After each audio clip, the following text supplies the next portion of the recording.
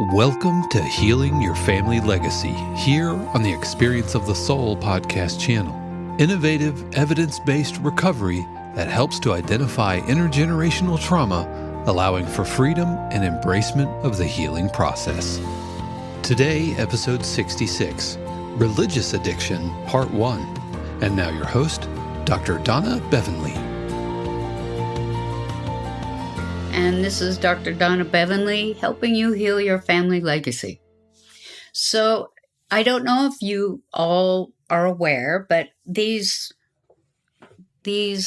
sessions, these programs are taped in advance. And so my last taping that I did, I said at the end that next week we're going to talk about religious addiction.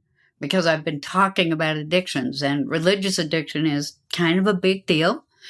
And, but in light of the leak from the Supreme Court on abortion yesterday, I've decided that today would be more appropriate for me to talk about religious addiction. And so, even though I said I was going to talk about it, after the last session, I have decided to talk about it today. And so it will be posted tomorrow. The reason that yesterday's leak from the Supreme Court made me decide to talk about religious addiction today, because religious addiction has nothing to do with spirituality. Okay, spirituality, let me define spirituality based on just thinking and common sense. Spirituality is something that everybody has. It's simply a code of ethics that each individual determines to be correct for them based on their own experience. Okay? Now, sometimes people have a code of ethics that doesn't really line up with their behavior. A code of ethics is about what we believe, and then we act it in our daily lives. Okay? So, for instance, I've been a therapist for 50 years.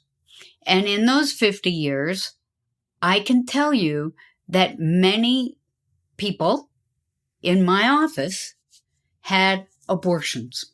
Or they had a wife that had an abortion. Or they wanted to have an abortion. Or they had an abortion and were deeply troubled by it and were grieving. All right. I can tell you that the ones that had abortions that were grieving were people who thought that every woman should have a right to choose what they do in their own body. Okay. So their grief was about having to make the choice because of whatever reason, and of course they had theirs, and they were all legitimate, okay? None of them were using abortion as birth control. Let me be clear. The ones that had abortions that are, walking around against a woman's right to choose, they were wealthy. They were, walking around with signs about, pro-life this and pro-life that. That would be what I would call part of a religious addiction. Because spirituality, like I said, is a person's own individual code of ethics. What religion does for people is it gives them an opportunity to gather with other individuals who have similar beliefs. And, it's a way of people getting together and having a community where they can praise whoever they think is God. They can set up, it's like the Bible is a huge code of ethics. So is the Torah. So, so are all of the other religious doctrines. Now, religious doctrine is not the same as spirituality. Religious doctrine has to do with, this group of people got together. They have similar religious beliefs, spiritual beliefs, and religious beliefs. And they got together and wrote a book about it. And, they get together and have, coffee and, tea and punch, Mormon land, with cookies and all that kind of stuff. It's a way of having a community. And it was always a way to have community. Okay? Because if your spiritual beliefs, your ethics are shared with other people, you feel better. It makes you feel good inside. Now, my code of ethics, I'm going to be just honest here, is that my code of ethics they were not consistent with my Mormon upbringing. Okay? I always, from the time I can, remember, I always wondered why, say, for instance, boys got to do pretty much whatever they wanted to do, and unless they committed some felony, it was okay. They were sowing their oats. It took me I remember the day, it took me sitting in a consciousness-raising group in the 70s where women were trying to get equal rights, the Equal Rights Amendment. If many of you might not even have heard of that, but in the 70s, we were trying to pass the Equal Rights Amendment, which was simply that women should get equal pay for equal work. It failed. But part of that awareness was sitting in consciousness-raising groups. And I sat there because I was co-running one at my university. And I was listening to women talk about sexual violence that they had experienced. Up until then, even though I kind of knew that it happened to many people that didn't ever say anything about it, I still thought that sexual violence was about somebody jumping out of the bushes when you're walking alone at night, okay, without a guy, that you're walking alone at night and somebody jumps out of the bushes at you and attacks you and has sex with you. I'm putting that in air quotes, sex with you.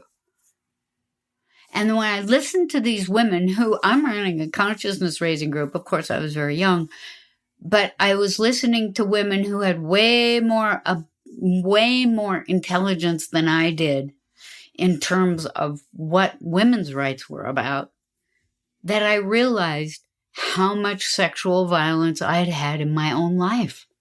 It never occurred to me that, being forced to have sex without my consent was sexual assault.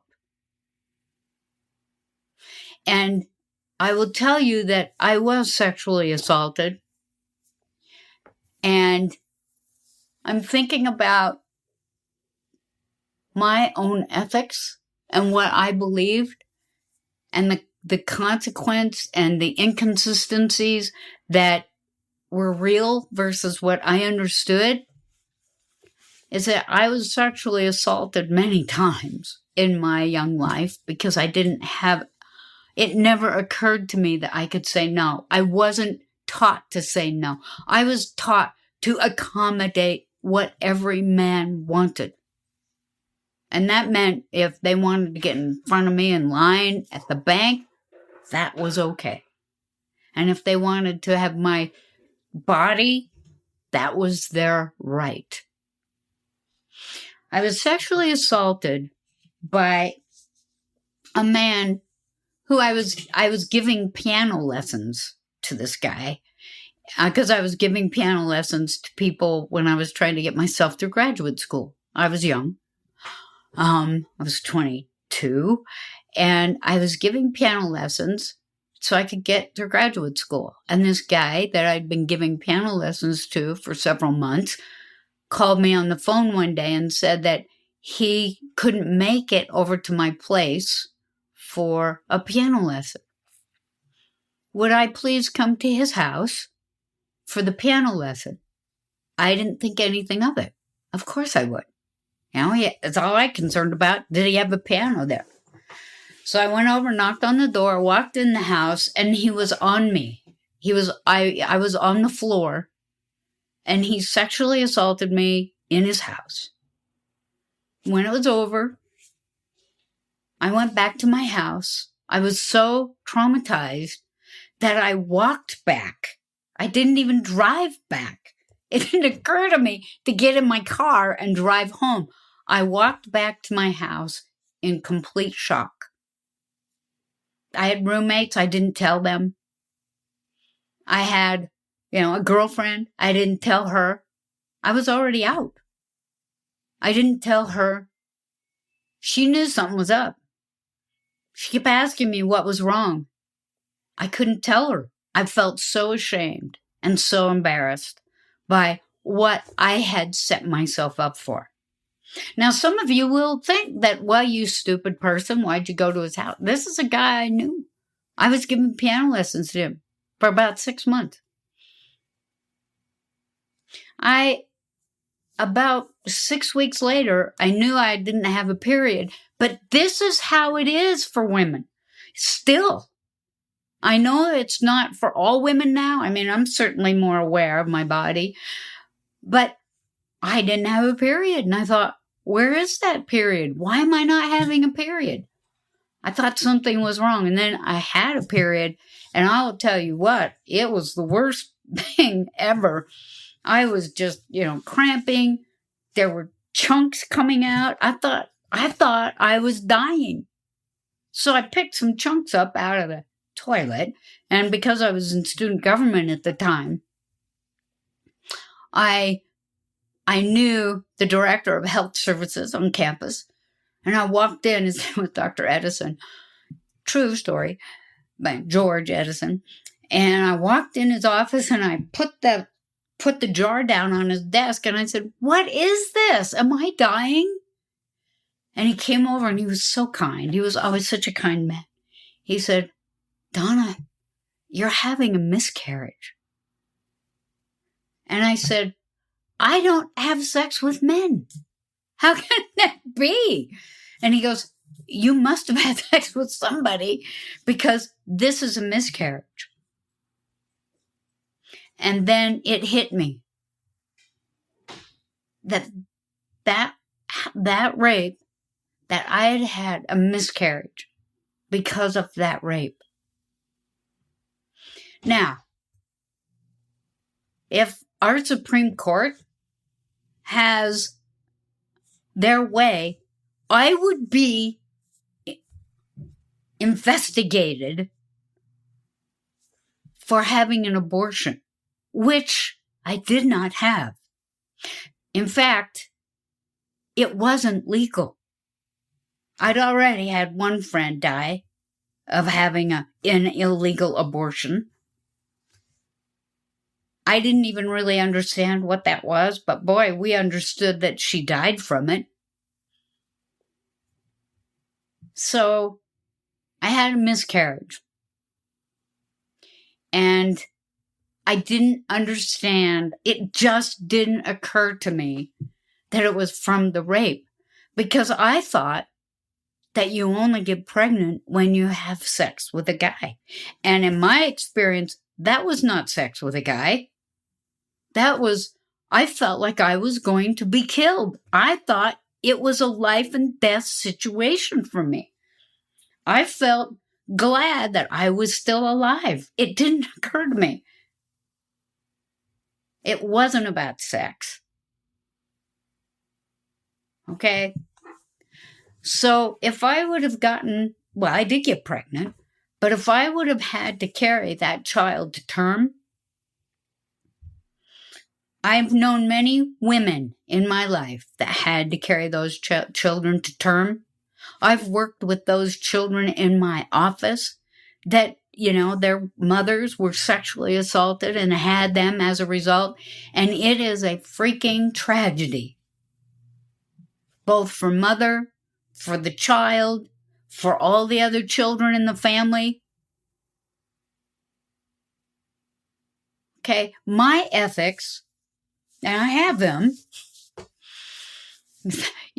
because I have to tell you that, I have a son. I talk about him all the time. He's been on the show. Is that when I've gone in for, OBGYN, they always ask me, do you have any pregnancies? And up until my son, I always said no. And now when I go in and they, I have to write down, have you had any pregnancies? Yes. How many? 2. Any children who were born live? 1. And they ask me, well, what happened? And I tell them. And that's, the guy, the doctor who helped me get pregnant with my son, he said it's probably the reason that your artificial insemination worked so fast, and it did on the first try, was because I'd already been pregnant once. I still don't thank that guy. All right. That was not something that I asked for or wanted. I was doing my job. And I did not, thank God, have to carry that child to term. My life would have been over. That poor child, I just, that would have been awful for that child. Everybody's lives would have been a tragedy. Now, if somebody, and I would have carried that child to term, well, it wasn't legal to have an abortion at the time. It was the next year. But B, we call this movement called a pro-choice movement. I would have had to make a choice, if abortions were illegal at the time, whether or not to have one.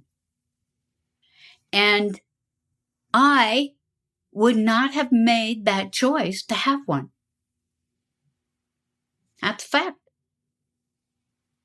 And, when I was pregnant with my son, I was older. What they called me was an elderly prima gravida, which means that old lady having first child. And because I was in a high-risk situation, as my pregnancy went along with him, they asked me if, my doctor said, well, it's time to schedule you for amniocentesis to determine whether or not your child has birth defects. And I said, is this amniocentesis got a risk attached? Oh, yeah. He said, it's not big, but, we could, you could lose the child. It doesn't happen very often, but it happens, and I have to tell you. And I said, well, here's the fact. It doesn't matter to me whether this child has birth defects. I'm having it anyway. And they, he said, well, you could abort the child if it has birth defects, And I said, I know that. I fought hard to get that right, to have an abortion. I'm not having one. It's against my ethics, and it's a personal issue. I don't need some judge, male judge, telling me whether or not I should have one. I wouldn't have one because it's against my ethics. And if you trust me to have a child and raise a child, you should be able to trust me with my own body and to make my own choice. My family, I have a big extended Mormon family. They're all against abortion. They're all against a woman's right to choose because they're all in a religious addiction. And what I mean by that is that they don't think for themselves, and so they don't feel like they have to accept responsibility or accountability for their own behavior. They blame everything on God. They blame the rapes that I had were by Mormon men, except for the one. The sexual assaults I had as a child, the incest that happened as a child were by Mormon men who had the priesthood. Okay? That's not ethical. No one held them accountable. And so what happened? You can read about it in my book, Iron Legacy, Childhood Trauma to Adult Transformation. What happened to them? Nothing. They were promoted. They got the priesthood. They were bishop counselors. And I was pointed at in a shameful way, saying, well, you're bad because you're gay. That's what happens.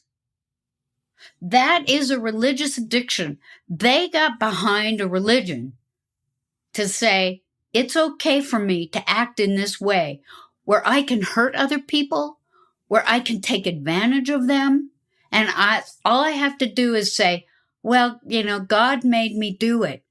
If you read my book, no, it's not my book. It's on a post that I'm going to post on my blog, on my website. I've been worried and nervous about posting this because I sat in President Kimball's office after a suicide attempt, and he was asking me why I did that. And I went through and accounted for all of the violence that had been perpetrated on my little body. And do you know what he said to me as I was kneeling there in front of him on the carpet? And I was going through all of these.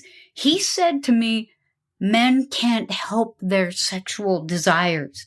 God gave it to them. They can't help it. It's up to you to stop them. That is the ultimate of religious addiction. I can't help myself for hurting you. God did it. God put me in this position. Well, I'll tell you today, that is a religious addiction. It's not using your own brain and being accountable for your own self because of your own ethical standards. Okay? My ethics are that I don't hurt children. I don't attack people. But I'm saying it out loud today, that when the Supreme Court decides what I should do with my body, if I was God today, I'd be royally pissed. I would be saying the kind of violence that is done in my name, whether it's under the banner of Allah, or because some Christian person is saying that I can't make decisions about my own body, and so it's okay for you to do whatever the hell you want, I'd be mad about that if I was God. Because the God I know about wants people to love each other, to care for each other, to raise people up that can't do it on their own. Not to hurt them, not to make second-class citizens out of anybody for any reason. And if I were God today, I'd be pissed off. I'd be thinking, who do you think you are telling half of the population that, oh, by the way, are also my children, that what they can and cannot do with their own body? I don't see any laws about whether or not you can take Viagra or whether or not you can have a vasectomy and get it reversed. There are no laws about that. Who are you to think that you can make laws about half of the population that I gave a brain to? I'd be mad. When I was born female, that wasn't a mistake. When I was born gay, that wasn't a mistake. And all the women out there today who are at risk of having a bunch of white male, well, they're not all white, but they're rich, they're wealthy, telling me what I can do with my own body, that is about power and control. It has nothing to do with whether or not I can make my own decisions. You want to control my body. Margaret Atwood wrote about it in The Handmaid's Tale. If you haven't read it, you have to read it. She wrote that book in the 70s. And here it is today. Here it is today. Your bodies are to have my children. That is not true. It's about power and control. And if any of you out there think that it's ethical to tell other people what they can do with their bodies, I would challenge you to think about this. How would you feel if somebody said, hey, you've got some kind of special enzyme, I'm taking this from my producer, Dave. How would you feel if you have some special enzyme in your blood that could even save hundreds of thousands of people? But in your life, you didn't agree and you didn't want to give that blood.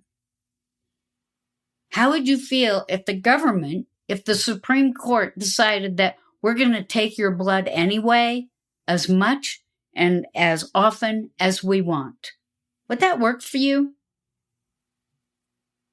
Would that be a thing that you could get behind?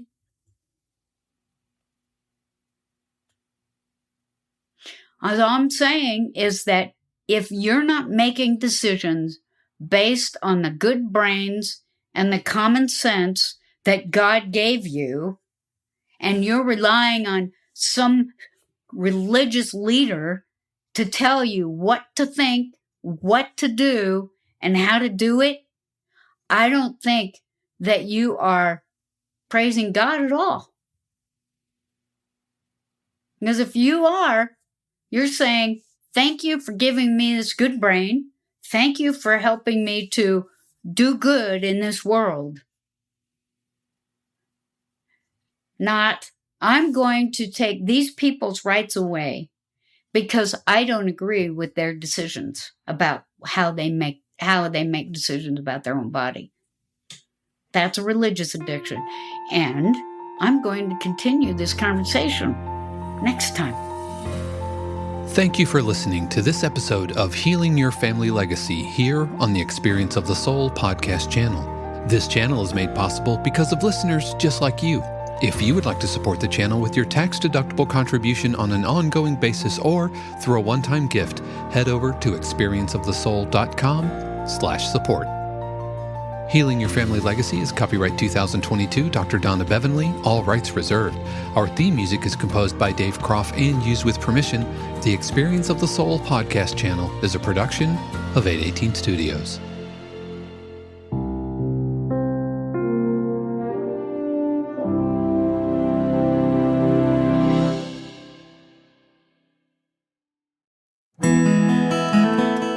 Hey friends, Sean here, your Experience of the Soul producer. I want to take a moment to tell you about something truly exciting. The SoulWorks online community, created by your host, Cynthia Alice Anderson, and available on the Mighty Networks app. If you're looking for a place where you can explore your spiritual path, connect with others, and grow in a meaningful way, then this is for you. SoulWorks is so much more than an online community. It's a safe, inclusive space for spiritual exploration, self-discovery, and personal transformation.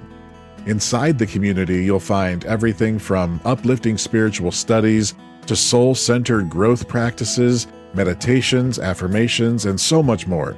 It's a space where you'll always be supported and never judged. The best part, membership is free. You'll have access to powerful resources, inspiring content, and a supportive group of like-minded people who are all on their own unique spiritual journeys.